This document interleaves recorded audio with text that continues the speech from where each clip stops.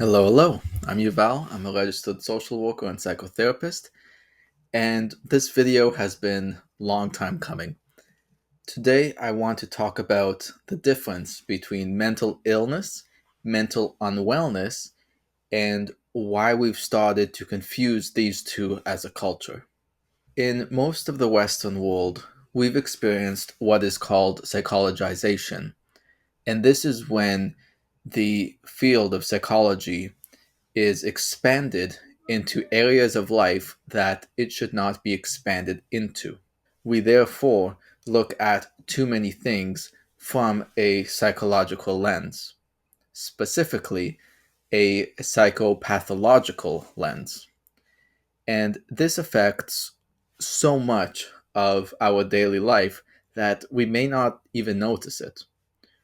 Therapy talk, I think, is the easiest one to see. The word trigger used to refer to what somebody with PTSD would experience.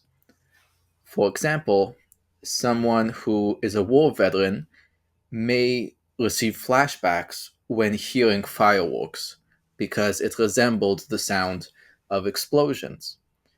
And so that's what trigger, in the psychological sense, used to refer to. A sound triggered his mind to go back into the trauma that he has survived.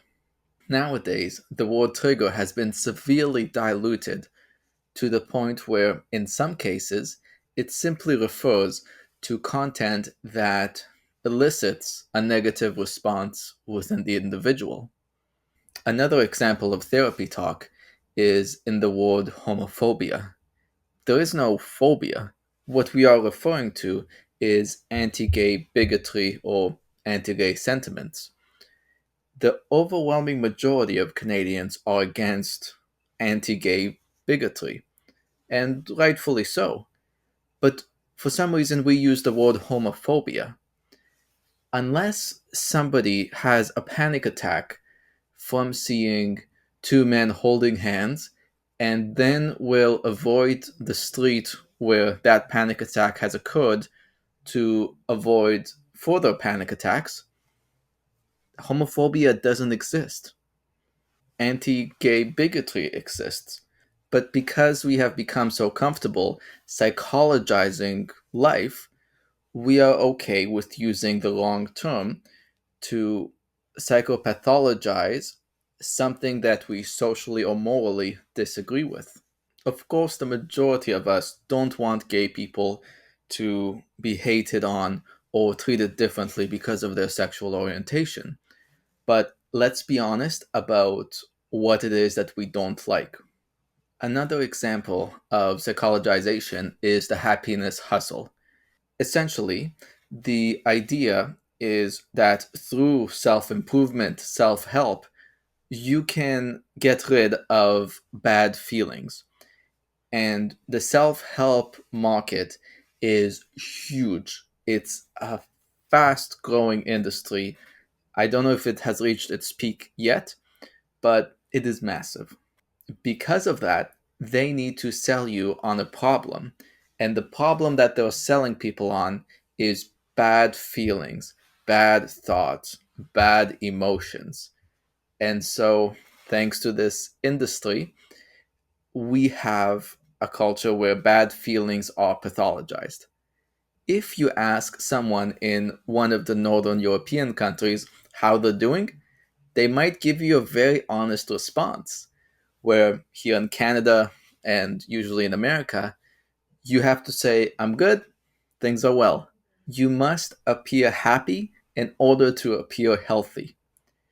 And we see this with sentiments like good vibes only. Do you always think you only have good vibes? You never have bad days, and some people can see it? The idea that you must always be positive, I think, puts so much unnecessary pressure on you and our culture as a whole. Keep in mind, this is also partly due to corporate culture. They want customer service representatives to always be smiling, to appear happy that the customer is there. Another way that psychologization is affecting people, especially young people, is in this idea of finding yourself. Now, this could also come because of the increasing individualization rather than collectivism that we are seeing happening. But it's happening in a way that is highly psychologized. For example, people are looking up their personality types a lot more, and it's getting a lot more specific. Where astrology used to do this for people, now it's the Myers Briggs, it's the 5 factor personality analysis. It's so many more tools to tell people who they are. Whether or not these tools are accurate may be a good conversation for another video, but it's undeniable that people are looking to these tools. Another example is the attachment type. People are looking to find out what their style of attachment is online in order to try to understand themselves. I remember I went out with a friend to a comedy bar, and there was this mother on stage who was just losing it about her daughter, and it was so funny. And she was saying, if you want to find yourself, open Google Maps. It'll tell you where you are. And I found that to be just the best. And lastly, where all this psychologization leads is to self diagnosis, which is something we see more and more of, especially with young people.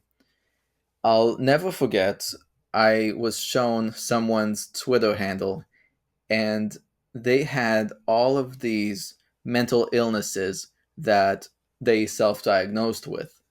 In that lengthy list was depression and bipolar disorder. Depression is one of the poles in bipolar disorder.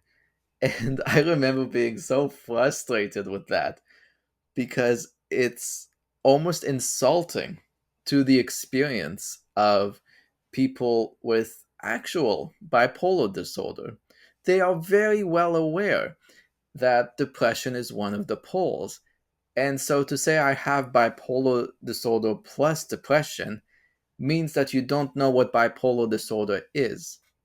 I think something quite sick is going on with our culture regarding psychologization. And I've narrowed it down to a rather simple problem. We are experiencing online psychology student syndrome. So, just to talk a bit about what psychology student syndrome is, in the 60s, there were students studying medicine who noticed that when they were reading up about a certain condition, they felt as if they had it. Their body may actually stimulate some of the minor symptoms to convince them that they have the condition that they're studying. And because of that, medical student syndrome came out to explain to these students what is going on.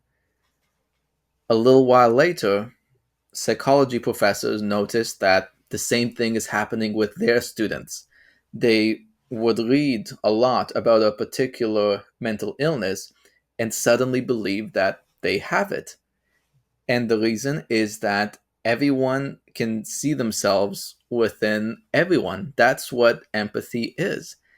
And so, because of that, they could also see themselves as having certain conditions that other people have. And so they took medical student syndrome and adapted it to psychology student syndrome. I remember in my psychology classes, the professors would almost always start with a disclaimer about psychology student syndrome because they didn't want their students to start believing that they have a mental illness that they don't. And now, thanks to the internet, we have access to both medical information as well as psychological. And we've adapted actually to the online medical student syndrome, but this came at a cost. If you remember the earlier days of the internet, People would look up symptoms that they had. They would have a stomach ache, and so they will look online to see what it is, and congratulations, you now have cancer. And it was like this for many, many symptoms. So it's a joke now that we go on to WebMD to find out that we have cancer, or to find out that we have some rare genetic disorder that is terminal and we should get our affairs in order. It's become a joke. However, we've never adapted to the online psychology student syndrome. And because of that, people can try to find out what's wrong with them, go on YouTube, and find out that they have multiple mental illnesses. Just as we've developed resistance towards online medical student syndrome, we need to do the same for psychology. Otherwise, we are going to keep atomizing ourselves and believing that there are more things wrong with us than there actually are. And I'll explain why this is a very bad way to go later on in this video. But for now, let's distinguish mental unwellness from mental illness. So let's start with mental unwellness. Mental unwellness is something everybody on earth will experience because life is tough. It consists of negative emotions, negative thought patterns, and maladaptive coping. It is the unresolved relationships. It is the doubt that you have. It is the existential threats that surround you. There are so many reasons to be mentally unwell in life. We will lose people we love to death and sickness. We will lose our status. We will lose homes. We will lose the narrative that we have for who we are, where we're going, and what the world is. And we've evolved to experience mental unwellness because evolution favors functionality way more than it does happiness. For example, our ancient ancestors who were prone to high amounts of threat sensitivity generally survived better than our ancestors who weren't. The person who thought that the stick was a snake and freaked out was more likely to pass on their genes than the person who mistook the snake for the stick. So we already evolved a higher level of threat sensitivity as a result of our evolution. So, right off the bat, we are more prone to anxiety. Not necessarily anxiety disorders, but anxiety in general within the mental unwellness framework. Everybody experiences anxiety, regardless if you have an anxiety disorder or not. Another way that evolution kind of screwed us over is with the utility of shame. Individualism is a luxury that could only be had when the material conditions are prospering massively. Without the global economic conditions that we have, we could not be individualists. We evolved as collectivists. In fact, we were so collectivist that a form of execution in ancient times was to ban the individual from the tribe. They would not survive on their own, and they appeared to have died from sadness. So, the way that we worked together as a tribe would be through shame. You had to make sure that you were not at the bottom of the totem pole, that you were up in the hierarchy to some extent. And there is always this tug of war between what a group wants from the individual and what an individual wants for themselves. And so that tension is always there.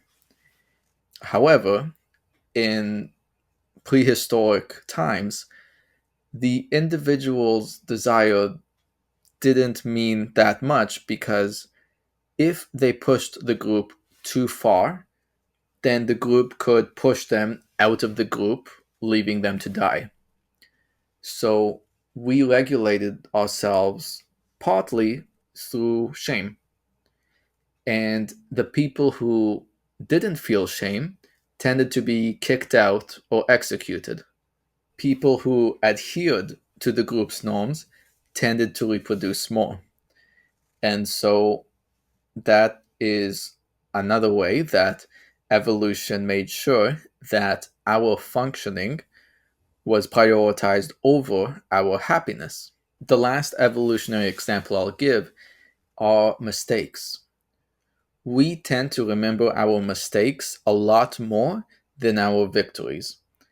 And this is because the mistakes have something to teach us. They can show us how to do something better rather than how we did it well that one time. And eventually, our victories become less potent in terms of emotionality in our minds. I'm sure that when we all took our first few steps, we were ecstatic about this victory. Do you still feel that way now? Our mistakes are therefore interpreted to be of higher importance. People who didn't learn from their mistakes in ancient times were less likely to live long and reproduce than the people who did learn from their mistakes. All of this combined leads to negative thought patterns. Often they are automatic, and we recognize them only when we're thinking about our thinking, metacognition. Additionally, mental unwellness can also come from identity confusion. This is when you fuse your identity with something outside of yourself, and that can lead to problems later on because things change. For example, some people really identify with their careers, and then they have a crisis when they lose their job because they don't know who they are anymore. Additionally, mental unwellness can come from our current society, not just evolutionary reasons. For example, right now, a lot of people are facing financial stressors. The economy isn't good. The price of groceries are going up, rent is through the roof, and wages haven't really moved that much. That's a serious stressor, and that alone can cause someone to become mentally unwell. We also have social stressors. I don't think we figured out how to be with social media.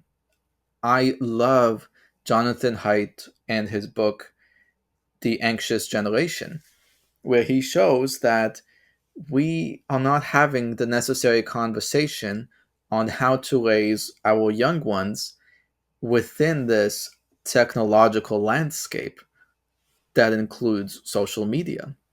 Additionally, there are times when people's social ability are stressed. There's a conflict and they need to figure out how to resolve it. So, although this may be a positive stressor in the long run, it can still cause negative social stress in the meantime. We have cultural pressures as well. I remember in my high school, the question wasn't, are you going to go to university? The question was, which university are you going to go to? Going to college was highly looked down upon. And when I didn't go to university after high school, that brought great shame to both me and my family. I remember a friend of mine from that high school was engaged to be married by her family. And of course, this created a ton of pressure on her. Likewise, we also can have pressure on us due to technological changes. I can't imagine what it's like to be in high school now, trying to figure out a career when it seems that every career you can choose has an expiry date because AI and robotics are coming to take over it. That's tremendous pressure. And all of this can lead to an increased state of mental unwellness. So I hope I've demonstrated in this section that life is tough and it will make everybody mentally unwell at one point or another. I want to compare it to mental illness using an analogy. Let's say that mental unwellness is the equivalent of aging, because assuming we all live to a certain age, we all experience the effects of aging. So, some common problems that come with aging are joint pain, stiffness, and vision worsening. Regardless of who you are, if you make it to a certain age, you're going to start experiencing these problems. It's just a part of life, just like mental unwellness. Now we can take a look at mental illness as abnormal issues that will exist alongside the normal issues of aging. For example, people have autoimmune disorders, type 1 diabetes, or epilepsy. They will still experience the problems of aging while also having these additional chronic problems. And a small minority of unfortunate people experience a mental illness, but everybody experiences mental unwellness. Just like how when we age, all of us will experience some stiffness, joint pain, and maybe vision worsening, but a small few of us will experience autoimmune disorders, type 1 diabetes, or epilepsy.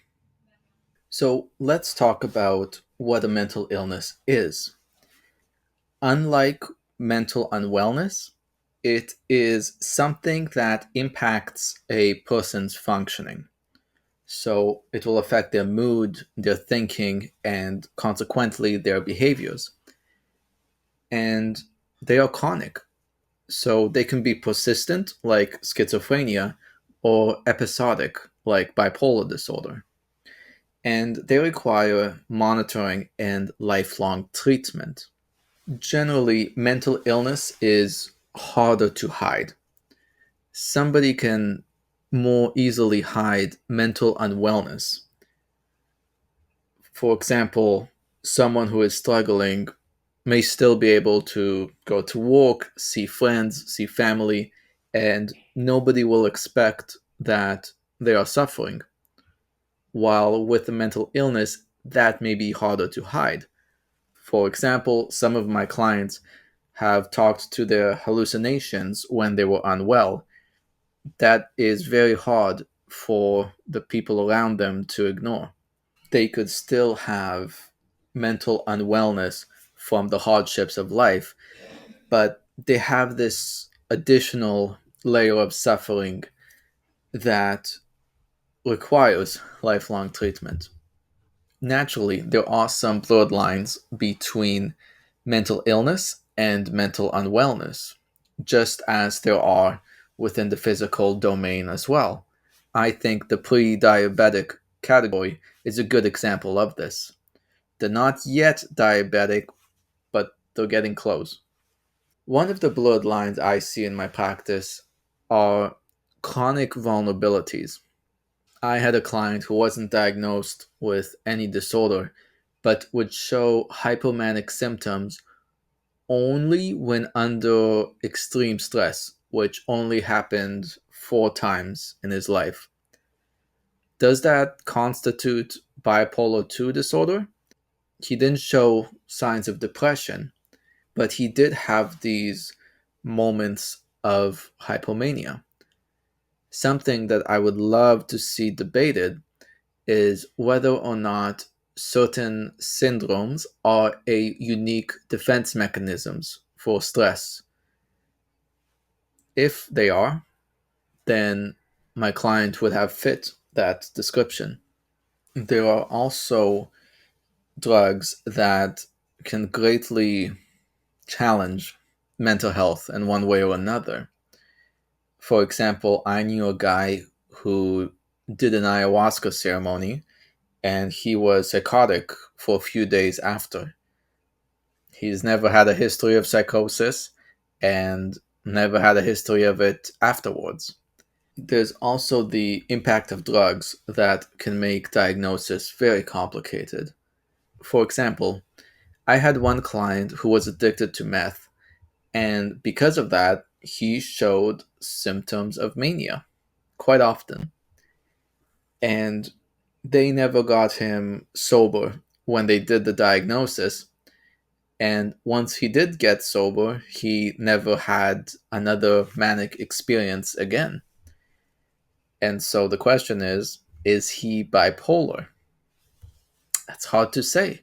We've never seen him have an episode while sober. Should he be on the medications?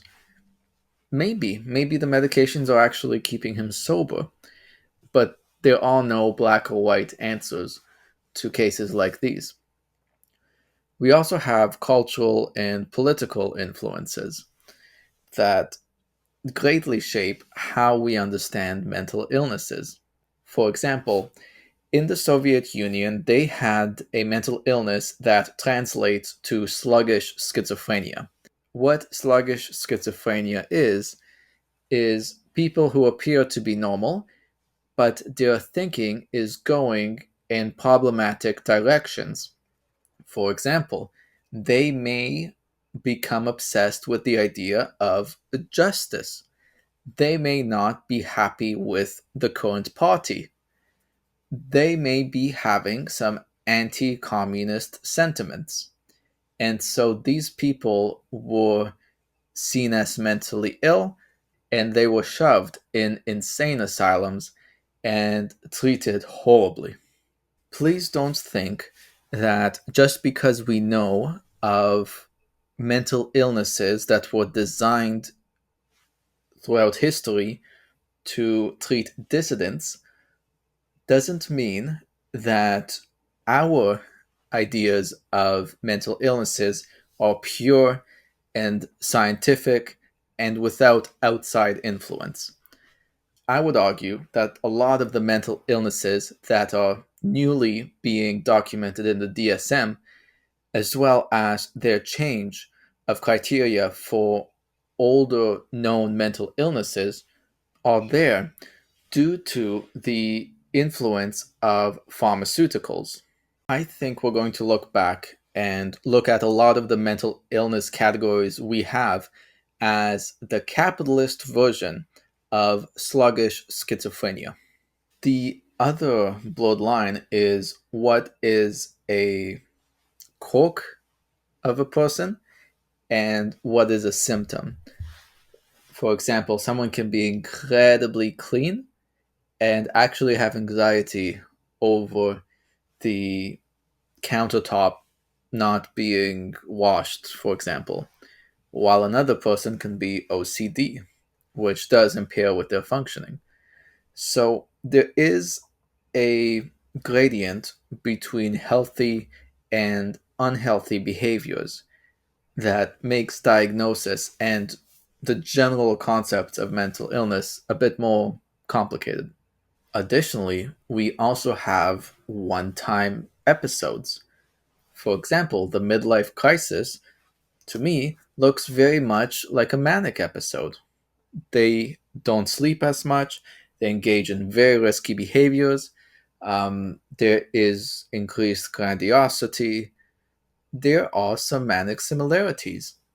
And so the question is, does someone who experienced a midlife crisis, never had a history of mania before, never had a history of mania after, does their experience warrant a bipolar diagnosis? I say no. The DSM says yes. Now let's talk about the middle ground between mental unwellness and mental illness. And these are one time episodes. They can be something along the lines of an adjustment disorder. This is when somebody has an unusually difficult time adjusting to a new situation that they've found themselves in. So this can be a new location, a new job, sometimes the death of a parent, or sometimes an injury. You can have acute stress disorder, which is like a very mild version of PTSD that usually can get resolved on its own. And the last example is brief psychotic disorder. Perhaps it is because of my openness with my own mental illness. Other people around me tend to be very open with their mental unwellness and previous struggles. A good amount of my friends have had spiritual awakenings, which can be seen as brief psychotic disorders. And this was a very disorienting time for them, especially afterwards, because they're trying to figure out what was real, what was not. And the big problem that we have in the mental health field is that we haven't created room for these intense spiritual experiences. They're too often dismissed as psychotic experiences. We have a lot of work ahead of us. Oftentimes, these examples of severe mental unwellness can fix themselves over time, but sometimes they do need intervention. However, that intervention needs to be acute. It cannot be chronic because they don't have a mental illness that would warrant it. Very soon, we'll talk about the problems with over medicating and using too much therapy. Back to our analogy between mental illness and mental unwellness using the physical body. Everybody can do things to improve their health, both physical and mental. And this is regardless if they have a mental illness or some condition like epilepsy. Sometimes the treatment for mental illness can also benefit people without a mental illness who are suffering from mental unwellness. Using the body example, I would compare that with vitamin D. Osteoporosis is treated with many things, including high concentrations of vitamin D. If you live in northern regions where sunlight is sparse during the winters, like Canada, vitamin D can be an excellent supplement to have an easier winter ahead of you. So it can be used for both a individual disorder as well as something that's experienced by everybody. Likewise, the sun lamp can be used for treating seasonal affective disorder or, in some cases, depression, but it could also be good during the winters. Now, the therapeutic version of this is cognitive behavioral therapy. It's time limited, so it's acute, and it focuses on negative thought patterns, which everybody has, whether or not they have a mental illness. However, some treatments for mental illness should not be used by people without it. A good example is SSRIs, selective serotonin reuptake inhibitors, which are an antidepressant. For people with mental illness, it can be game changing. They may not be able to go to work, see their friends without it. But for people without a mental illness, they should think twice before taking it, as it can lead to weight gain, sleep disturbance, and sexual dysfunction. If you don't have a mental illness, you should be very careful about taking psychiatric medications, as all psychiatric medications are a compromise. And you can watch my video when medications go wrong to hear more about this. For people without a mental illness, their pros and cons table will be oriented towards the cons. It is often not worth taking a medication if you are able to receive talk therapy or some other form of treatment in its place. Again, this does not apply to people with mental illnesses, but to people who are struggling with mental unwellness. Talk first, medicate maybe later. An example of this, with the physical body as the analogy we were using, is immunosuppressants. For some people with immune issues, these drugs can be life saving. But for people without them, it could seriously harm them. Just because one drug is good for one person doesn't mean it's good for another. CBT is used to treat both mental illness and mental unwellness. This is because it targets the automatic thought patterns.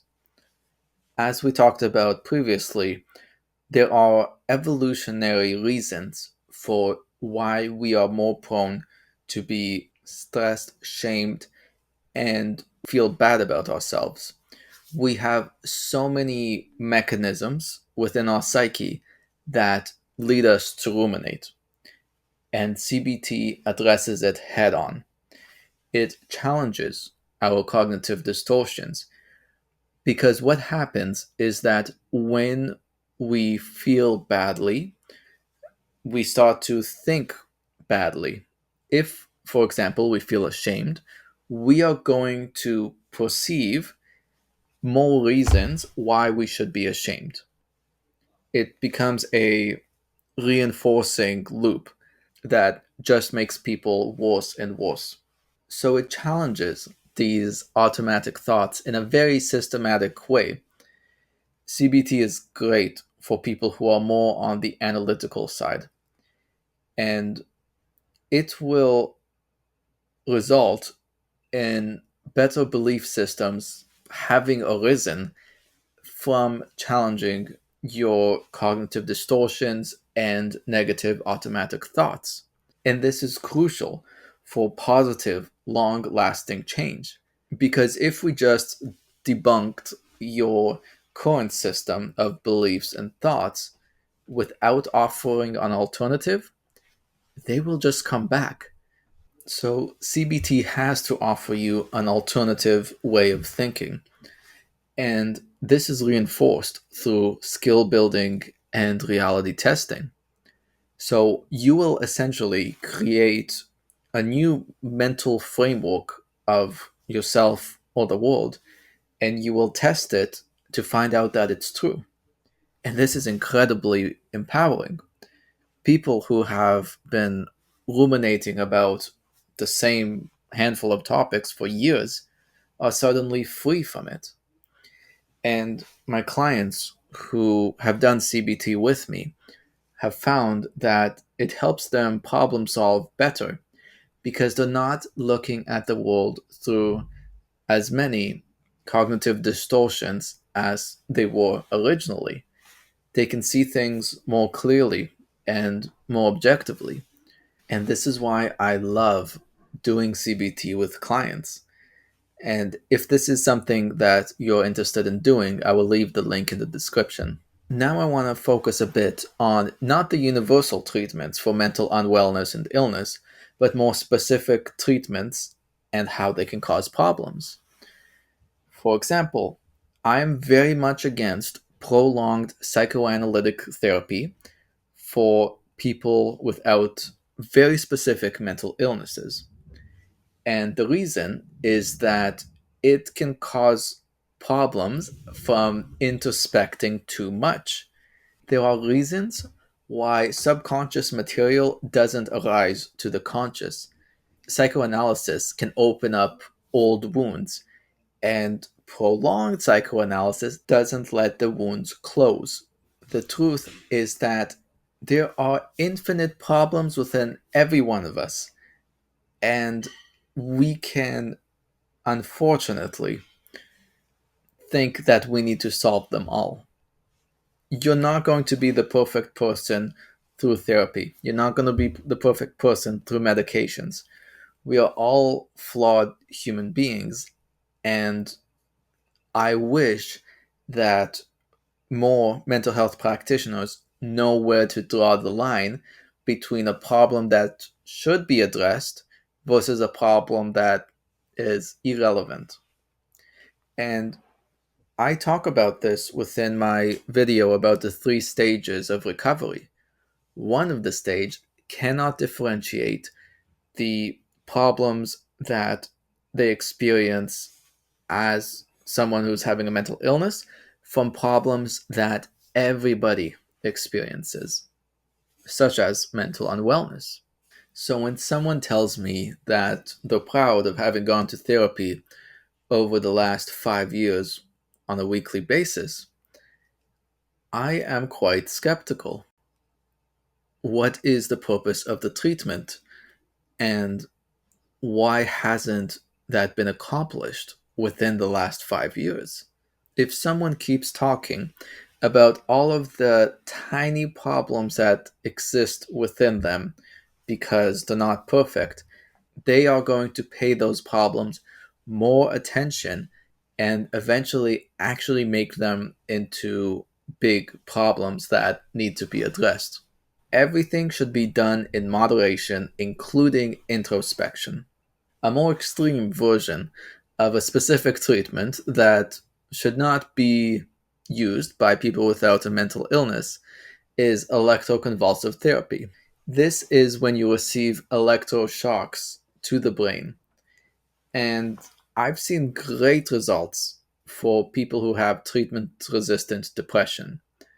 However, the therapy does cause memory problems, and I would consider this incredibly inappropriate for someone without a mental illness. We draw the line at ECT because it's very different than medications, but medications should also be treated with caution. I said in the beginning we'll talk about self diagnosis. Here we are. Psychologizing is at its fruition when everyone in the society has a diagnosis. And we are seeing a lot of people self diagnosing themselves as having various conditions that overwhelmingly they don't have. I have seen several clients who believed that they had one illness or another while refusing to see a psychiatrist or get a formal diagnosis. It was very clear that they were uneducated about the illness. They had a understanding of what it is from a very low resolution place. It was as if they were reading the DSM criteria for diagnosis and saying that was my experience. I can tell you, as someone who struggled with bipolar disorder since the age of 13, there is a lot more to the experience than is written in the DSM. The DSM can write some of the common aspects of the disorder, but they can never articulate the full experience of what it's like having it. And of course it can't. That's the job of an autobiography of someone with a disorder. But my clients who do, in fact, have bipolar disorder can talk a lot more about their experience with it, with a lot more commonalities shared by both myself and other clients.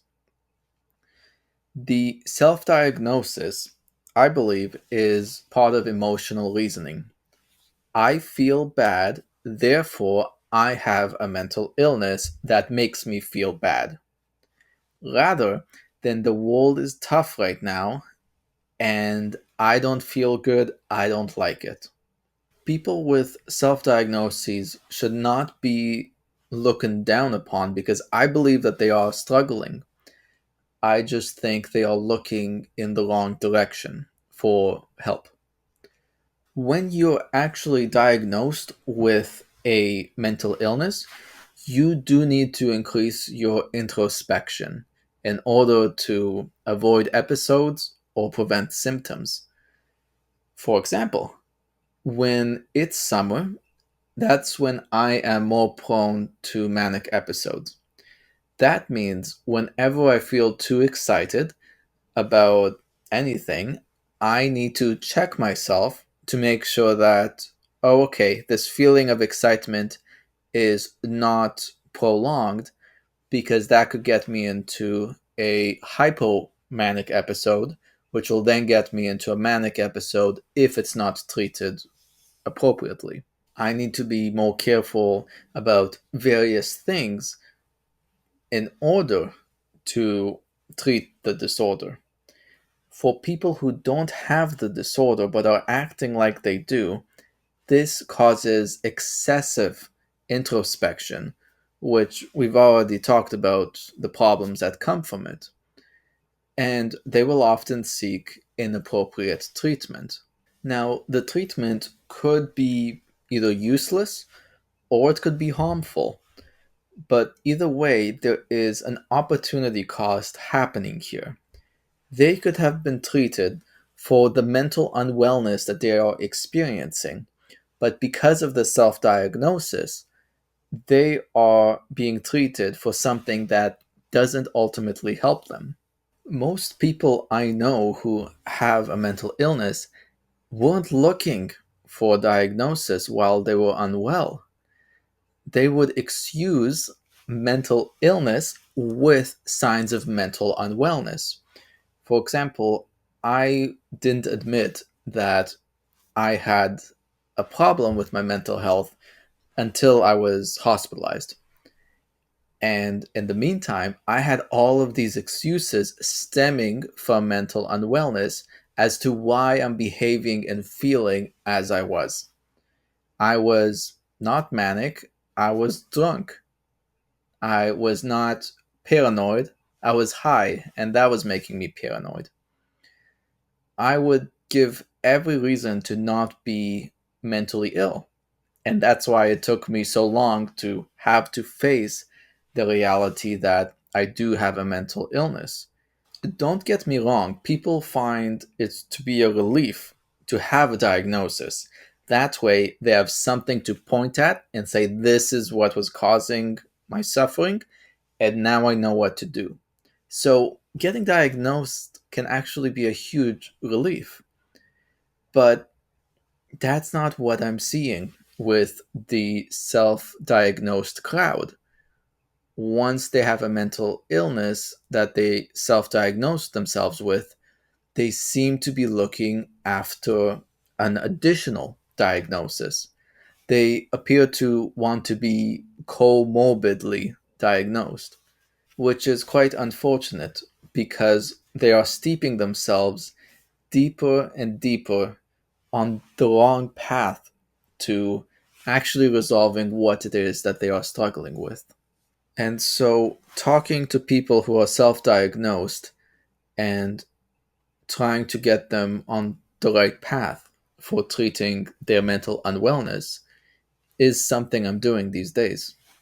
We have talked a lot about various topics in mental health, but it all comes down to us not having adapted psychology student syndrome to the internet age. We have over psychologized ourselves and our society, and we haven't made the distinct separation between mental unwellness and mental illness. Everybody will experience mental unwellness, just like hopefully everybody experiences the problems that come with aging. But some people are unfortunate and have chronic health conditions, irregardless of the problems they will face with age. We've talked about treatments for mental illness not being appropriate for people without it. And we also talked about treatments that are good for both, such as cognitive behavioral therapy. I really hope this has been helpful. If you have an idea for a mental health topic that you would like me to discuss, you can share it in the comments below. If you would like to talk to me during a free consultation, I will leave the link in the description. Bye for now.